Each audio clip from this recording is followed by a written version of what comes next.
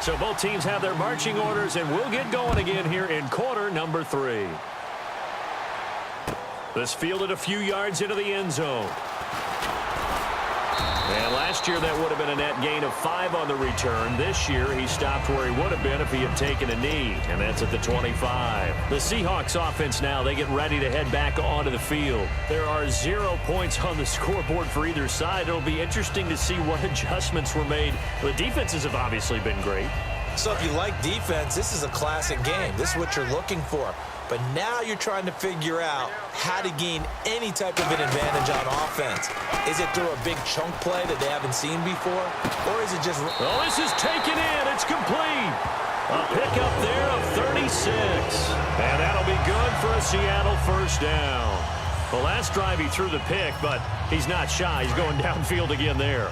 And you can't be, because if you back off after throwing an interception, your whole game plan just goes right out the window, and it makes things easier for a defense.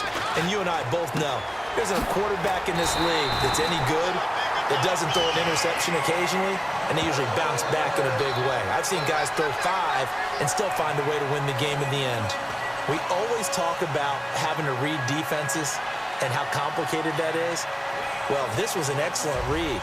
Read the pressure and got rid of the football before it even got to him for a nice game. And when they're blitzing like that, running back usually a good spot to go with the football? Without a doubt, because he's right in your sight line or he's near you. So you're able to just get it to him easily. And once he gets in space, that's usually a good matchup for him. Oh, he's able to out-muscle him here as he pulls it in. And good to see Jimmy back out there moving okay after the ruptured patella in Week 12 last year. You've dealt with that injury, haven't you? I have, and let me tell you, you know that expression, I feel your pain? I felt Jimmy's when it happened. Now, mine didn't happen quite the same way his did. His happened in the line of duty. He was playing in a game. For me, I was just coaching. And went up to try and catch a pass. Poof. I think for me it was just mainly age. For him, he was actually playing. But good to see him back out there healthy. Only a yard that time, 2nd and goal. Well, it's been the air game that's taken them down on this drive before they finally turned around and handed it off on the last play. And now they're looking for the big boys to get him in the end zone. Couldn't do it there. It'll be interesting to see. Offensive lines had to pass block a lot on this drive. Will they be able to revert and fire out and create some space in the run game? They come out here in the eye. Now Wilson on 2nd down. And he's got the big tight end Graham. Touchdown, Seattle. Jimmy Graham, a 2-yard touchdown grab. And the Seahawks have taken the lead. What a great weapon. So often, such a big mismatch. And there's no route he can't run. You name it, he's going to do it. And he's a matchup nightmare for the defense. No matter who they put on him, he's going to win the battle. And he's got it up and through.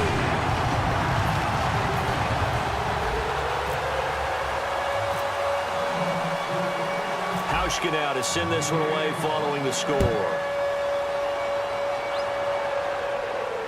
That's fielded in the end zone.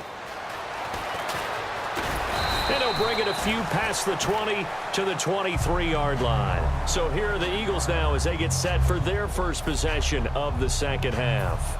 They trail offense, first time to touch the ball in quarter 3, and we'll see what they can do. And I can't wait to see what they have planned, because some teams script to start a half. Other teams just go, okay, these are the sequence of plays we want to run. These things worked well for us. And sometimes they throw in that big chunk play right away. Shocker. Try and get after them early and try and create a big play to give themselves some momentum. See what they have up their sleeve. All right, partner, I want to check in on a talking point we had Week 1. Dark horse playoff contenders. You threw out Oakland and Jacksonville. Oakland's still looking good. But they're living up to it. Tied for first in the AFC West. How about Jacksonville? Really struggling right now at 2-7. I don't know what they're going to do to bump things up. But how about the NFC West? The Rams said they weren't going to be 7-9 this year. They're 4-5, but they need to make their push starting right now. And no one talked about Detroit in the preseason. Matthew Stafford and the Lions are 5-4 and ahead in the NFC North. And now here is another interception. Picked off by Deshaun Shedd. And they will take over possession of the football at their 42-yard line. The Seahawks offense now, they get ready to come back onto the field. And that last drive, a long drive, but not just that. They had a great air attack going. Do they stick with that? I would think that they would, because if they were competent enough to do it on the last drive, starting backed up in their own territory, why would you change anything? They've got to be confident about what they're presenting and continue to do so. Yeah, because the secondary, they really look clueless. And that was amazing because that drive went and went, no adjustments, and no big plays by the defense to knock the ball away. You know, I did want to ask you about the game you called this past weekend, Week 10. You had 15 punts in that contest between the Jets and Rams. Lachlan Edwards for the Jets. The star of the day was Johnny Hecker for the Rams, averaged over 50 yards a punt, including a 78-yarder.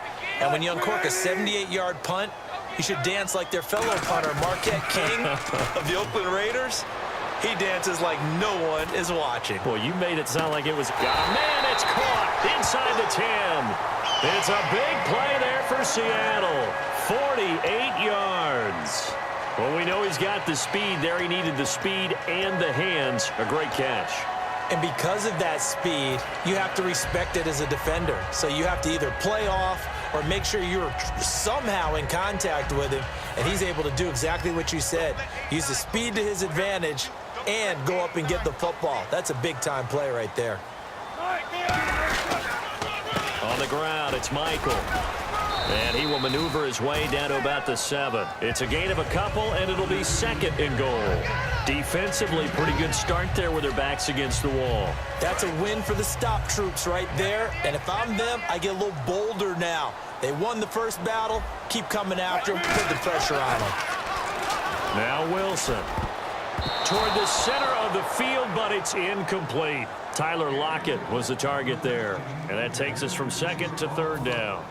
But pretty good coverage there, and both of these defenses, they've had good coverage throughout this one. No doubt about it, and in today's NFL, where we're used to a bit more scoring, this feels almost like a well-pitched game in baseball on both sides. End zone caught. Touchdown, Seattle. Tyler Lockett, a 7-yard touchdown grab. And the Seahawks find a way to stretch their lead. And he's a little bit on the shorter side as a receiver. Maybe sometimes for the defense, tough to find the little guys, right? Yeah, sometimes they get lost in the traffic, but usually what it means is that rather than just winning with height or even speed, they use their quickness to find a way to get open. Well, tall, short, wide, skinny, whatever, there it results in a touchdown.